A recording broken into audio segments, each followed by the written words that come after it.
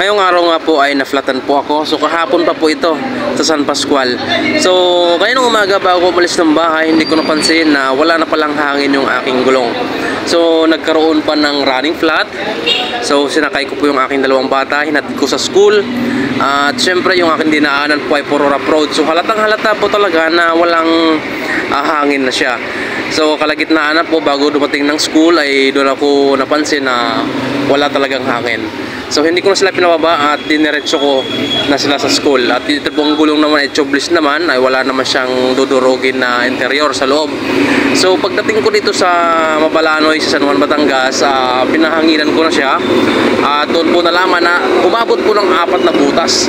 Maliban po doon sa 2 pako na aking na-picturean kahapon, meron pa po siyang naka-hide na butas talaga siya.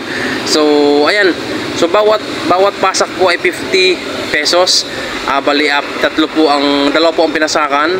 Tapos pinalagyan ko na po ng tire sealant ng panibago. Sayang po kasi ang gulong dahil hindi pa po ito umabot ng 1 taon, makapal pa. Kung papalitan ko siya mas mapapamahal ako. Kaya ngayong araw ay pa San Pablo po ako ngayong araw nga. Papasok po sa trabaho araw ng Biyernes. Kaya tiis-tiis muna, ano? So ito namang gulong na ito ay matibay.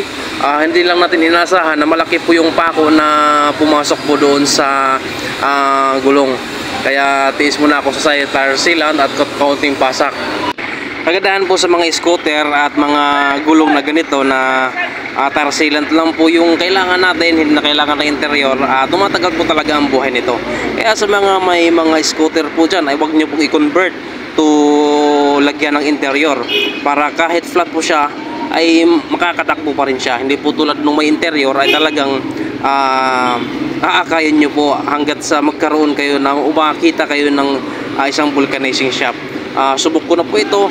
Napakatagal na panahon po na ako po ay may motor. 2017 ay talagang tire sealant po ang aking gamit at puro po tubeless ang aking gamit na gulong. Kahit mo may kamahalan man yung gulong, at least tumatagal po siya ng mga 1 taon. Yung hulihang gulong ko umaabot lang naman ng taon mahigit pa. At yung unahang gulong ko po naka-tubeless din siya, umaabot po siya ng 1.5 taon. Parang 1:2 po ang mangyayari po dito sa aking gulong. Makadalawan ako sa hulihan at isa sa unahan. Kaya 1:2. At kagandahan din po pagka may tire sealant po, kahit maliit po na mga pako o mga matatalas na manadaanan mo ay kayang hilumin noong tire sealant na ito. Hindi na po ako namimili kung anong klaseng tire sealant ay ilalagay ko, basta mapunan o matakpan po yung butas kahit maliliit lamang.